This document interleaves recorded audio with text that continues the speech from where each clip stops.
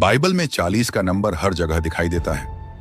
यीशु ने 40 दिन रेगिस्तान में बिताए और शैतान ने उन्हें बहकाने की कोशिश की।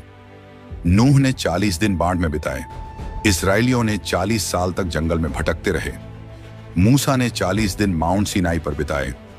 बाइबल में 40 का नंबर एक खास ताकत रखता है जो शायद अब तक किसी ने नहीं देखी हो। ये सिर्फ दिनों या सालों का नंबर नहीं है।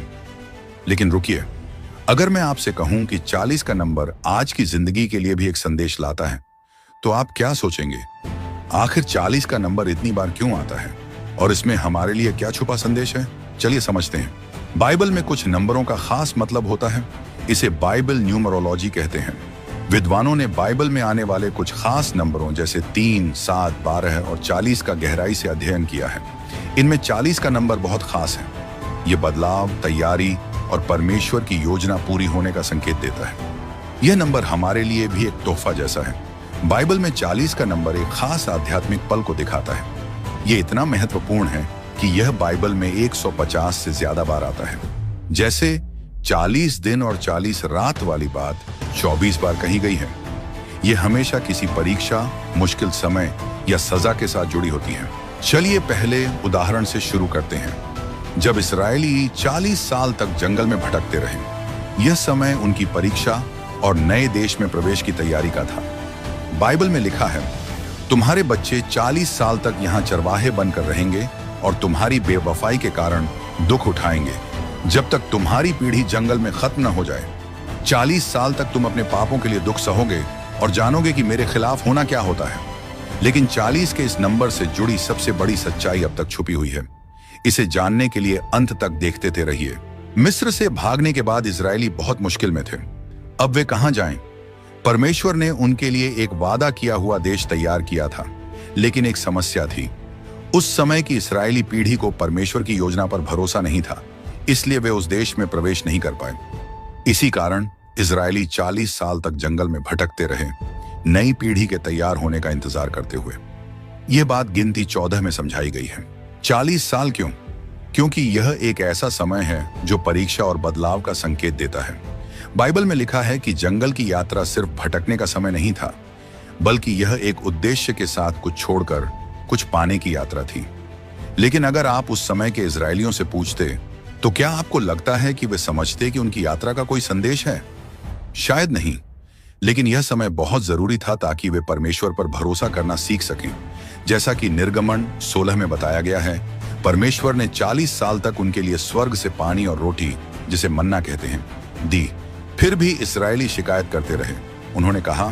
उन्होंने परमेश्वर और मूसा के खिलाफ बोला, आप हमें मिस्र से बाहर क्यों लाए? क्या हमें जंगल में मरने के लिए लाए हैं? यहाँ न रोटी है न पानी, और यह खराब खाना हमें बिल्कुल पसंद नहीं। ये चीजें चमत्कारी थीं और परमेश्वर की देखभाल को दिखाती थीं। लेकिन सोचने वाली बात है, शुरुआत में इजरायली मन्ना को देखकर चकित थे, लेकिन कुछ समय बाद उन्होंने इसकी कदर करना बंद कर दिया। आप सोच सकते हैं, उन्होंने इस रोज के चमत्कार को नापसंद करना शुरू कर दिया। मन्ना सिर्फ खाना नहीं था, यह यीशु मसीह का प्रतीक था, जो जीवन की रोटी है। इस्राएलियों को हर दिन परमेश्वर पर भरोसा करना सिखाया गया था। अब सोचिए, क्या आप और मैं भी कभी इस्राएलियों की तरह व्यवहार करते हैं? क्या हम परमेश्वर के दिए हुए आशीर्वाद और मदद को नजरअंदाज करते हैं? आप और मैं भी कभी कभी अपनी जिंदगी में ऐसा समय देखते हैं जब हमें लगता है कि हम कठिनाइयों के जंगल में हैं। ऐसे समय में हम परमेश्वर की मदद को पहचान नहीं पाते और जल्दी से शिकायत करने लगते हैं। जब 40 साल पूरे हुए तो मूसा ने नई पीढ़ी को परमेश्वर की वफादारी याद दिलाई। उन्होंने कहा, तुम्हारे परमेश्वर ने तुम्हारे हर काम में तुम्हें आशीर्वाद दिया है। इस बड़े जंगल की यात्रा में उसने तुम्हारा ख्याल रखा है। इन 40 सालों में तुम्हारा परमेश्वर तुम्हारे साथ रहा है और तुम्हें किसी चीज की कमी नहीं हुई। इजरायलियों की कहानी, जिन्होंने 40 साल जंगल में बिताए, हमें धैर्य, भरोसे और परमेश्वर के अटूट समर्थन के बारे में सिखाती है। जब भी हमें किसी मुश्किल का सामना करना पड़े, तो इस्राएलियों की कहानी को याद करें। कई बार हम परमेश्वर की रोजाना दी जाने वाली मदद को नहीं समझ पाते। हमें 40 के नंबर को परीक्षा, बदलाव और परमेश्वर के प्रति विश्वास का प्रतीक मानना चाहिए।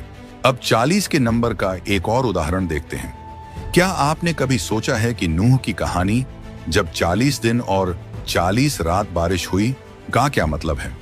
बाइबल में लिखा है, 7 दिन बाद मैं धरती पर 40 दिन और 40 रात बारिश भेजूंगा और जो भी जीव मैंने बनाए हैं उन्हें मिटा दूंगा। और नूह ने वैसा ही किया जैसा परमेश्वर ने उसे कहा।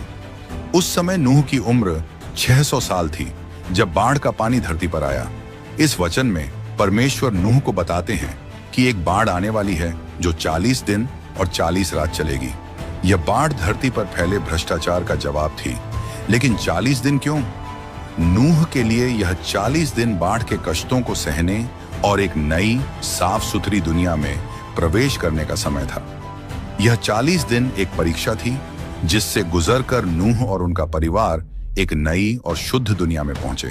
उत्पत्ति 7 में लिखा है कि बाढ़ के पानी ने जहाज को उठाया। जो पानी दुष्ट लोगों को नष्ट कर रहा था, वही पानी नूह और उसके परिवार को बचा भी रहा था।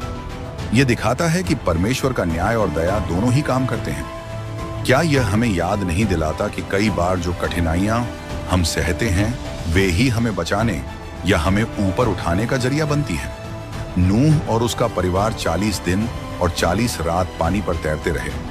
उन्होंने परमेश्वर के न्याय को देखा जो एक भ्रष्ट दुनिया पर था, और उनकी दया को भी महसूस किया जिसने उनकी जान बचाई। नूह ने सिर्फ प्रार्थना और विश्वास ही नहीं किया, बल्कि एक जहाज बनाया, जानवरों को इकट्ठा किया और अपने परिवार के साथ उस पर सवार हुआ।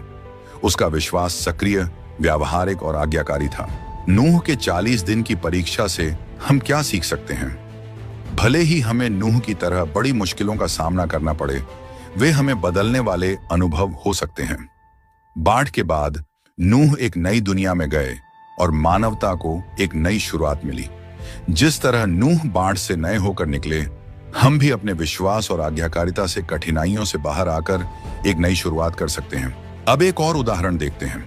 निर्गमन 8 बताता है कि मूसा ने 40 दिन और 40 रात माउंट सीनाई पर परमेश्वर के कानून को पाने में बिताए। 2 बार मूसा ने बिना खाना खाए और बिना पानी पिए परमेश्वर पर पूरी तरह ध्यान केंद्रित करते हुए 40 दिन और 40 रात सीनाई पर्वत पर बिताए। इसी दौरान उन्हें 10 आज्ञाएं मिली। यह बात निर्गमन 24 और 34 में समझाई गई है। मूसा कहते हैं, मैं फिर से 40 दिन और 40 रात परमेश्वर के सामने झुका रहा। मैंने न रोटी खाई न पानी पिया, क्योंकि तुमने पाप किया था, परमेश्वर की नजर में गलत काम करके उनका गुस्सा बढ़ाया था। यह वचन उस दूसरे 40 दिनों के समय की बात करता है जब मूसा परमेश्वर से उन लोगों को माफ करने की प्रार्थना कर रहे थे जिन्होंने सोने के बछड़े की पूजा करके पाप किया था।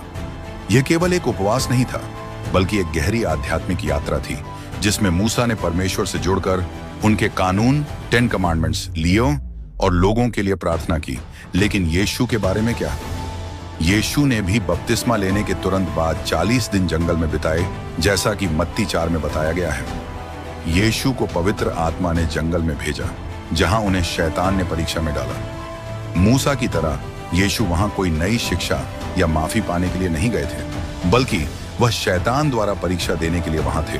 बाइबल के अनुसार शैतान ने यीशु को खाने, ताकत और आसान रास्तों का लालच दिया जब वह शारीरिक रूप से कमजोर थे। यीशु ने जवाब दिया, यह लिखा है, मनुष्य केवल रोटी से नहीं जीता, बल्कि हर उस वचन से जो परमेश्वर के मुंह से निकलता है। यह कितना दिलचस्प है कि यीशु ने शैतान के प्रलोभनों का सामना करने के लिए शास्त्रों का सहारा लिया। उन्होंने हमें यह सिखाया कि मुश्किल समय में हमें परमेश्वर के वचन पर भरोसा करना चाहिए। जंगल में बिताए गए 40 दिन हमें क्या सिखाते हैं? मूसा और यीशु के लिए यह समय परमेश्वर पर ध्यान केंद्रित करने और उन पर भरोसा करने का था। उन्हें अपनी शारीरिक और आध्यात्मिक जरूरतों के लिए परमेश्वर पर भरोसा करना पड़ा। अब जरा अपनी जिंदगी पर सोचें। क्या हो सकता है कि हमारी मुश्किलें हमारे लिए 40 दिनों के जंगल जैसी परीक्षा हो, जिसे हमारा विश्वास और हमारा चरित्र मजबूत करने के लिए बनाया गया हो? क्या आपने कभी सोचा है कि यीशु के पुनरुत्थान और स्वर्ग जाने के बीच 40 दिन क्यों थे? ये 40 दिन जो अक्सर ध्यान में नहीं आते, चर्च के कैलेंडर में सबसे महत्वपूर्ण समय में से एक है। क्या आपने सोचा है कि यीशु ने इस समय को धरती पर क्यों बिताया, बजाय इसके कि जी उठने के तुरंत बाद स्वर्ग चले जाते? पुनरुत्थान के बाद यीशु आसानी से कुछ चुनिंदा लोगों को दिखाकर उसी दिन स्वर्ग चले जा सकते थे, लेकिन उनके क्रूस पर चढ़ाए जाने के बाद उनके शिष्य निराश और